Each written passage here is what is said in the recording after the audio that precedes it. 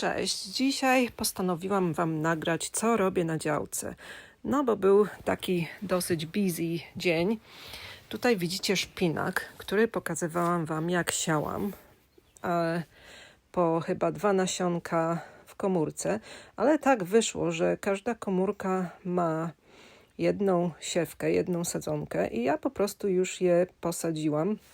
A tu znalazłam dziurę, którą królik wykopał i dlatego właśnie tu obok mam posadzony czosnek, dlatego był przykryty siatką, żeby króliki mi nie kopały.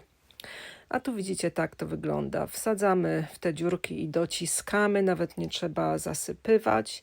I tak wygląda właśnie młody szpinaczek. I tak właśnie dociskamy i sobie będzie rósł.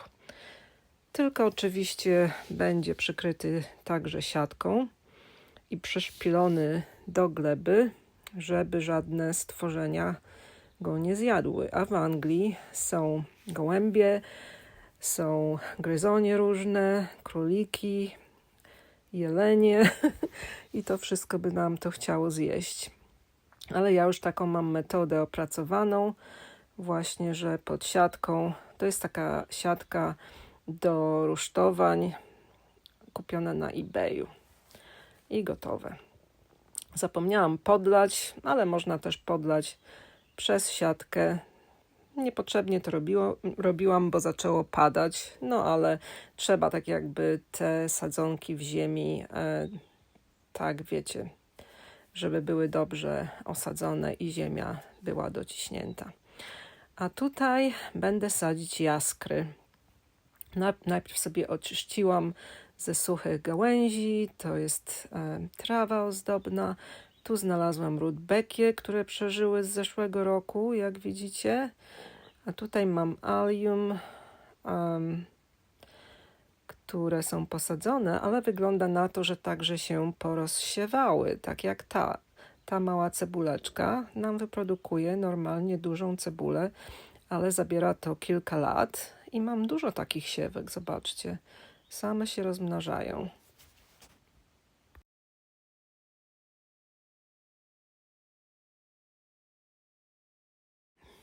Jaskry są przepięknymi kwiatami. Ja to co roku je uprawiam i gdzieś tak w listopadzie, w grudniu układam te takie małe korzonki w tych tacach. No i czekam, aż wypuszczą liście i w zeszłym roku, nawet w lutym je posadziłam.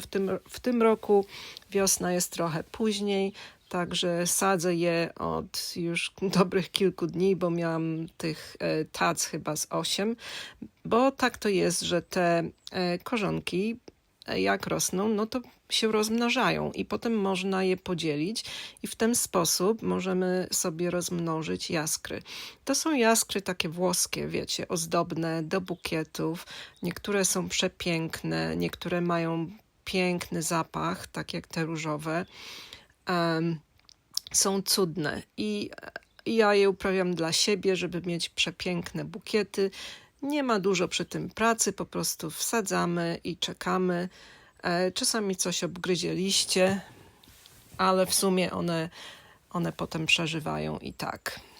No i widzicie, to one są po prostu włożone w takiej tacy. Taca nie ma dziurek, nie podlewamy na początku za mocno, ale jak już mają tyle liści, no to widzicie, sucho mają, dużo potrzebują wody.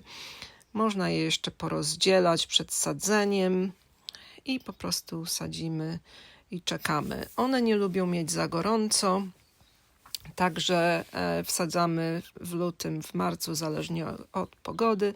Będą kwitły w maju, na początku czerwca, a potem możemy te bulwki już wyjąć. Tutaj widzicie, są posadzone. Mam w różnych miejscach na 2 działkach, żeby po prostu upiększyć moje działeczki. A tutaj, tak jak mówiłam w zeszłym roku, tak jak chciałam, przy mojej nowej działce posadziłam mnóstwo żonkili różnych rodzajów, narcyzów, żeby ten brzydki płot jakoś ładnie ubarwić, upiększyć. Przepiękne, lubię żonkile, uwielbiam ten czas, kiedy kwitną. Przepiękne, to jest ten malutki tete-a-tete, a te przepiękne, podwójne, uwielbiam. Moje sałaty, które podkreślam, są przezimowane. One były siane gdzieś tak we wrześniu zeszłego roku i przezimowane w tunelu. One pomalutku sobie rosną w ciągu zimy. Od grudnia już można podbierać listki i zaczynają szaleć pod koniec lutego i w marcu. No i teraz już zbieram całe główki, bo jest ich tyle, że co roku jest tak, że nie mogę ich przejeść. Zabieram je do pracy, rozdaję, bo to jest po prostu bez nawozów uprawiana wspaniała sałata i musztardowce. Nawet mogę sobie pozwolić na to, żeby te większe liście odrzucić i tylko zjadać te młode listki ze środka, no bo zobaczcie, jakie bogactwo. I to jest właśnie to, że jak się uprawia własne jedzenie, to się ma tyle, że można się z innymi dzielić. To jest właśnie wspaniałe. A musztardowce nie są takie popularne w Polsce, ale mi bardzo smakują. One są takie pikantne, jak rzodkiewka na przykład, a te czerwone listki są bardzo zdrowe, bo zawierają antyoksydanty i ja mam różne rodzaje tych musztardowców i ten kolorowy liść ładnie ubarwia sałatki.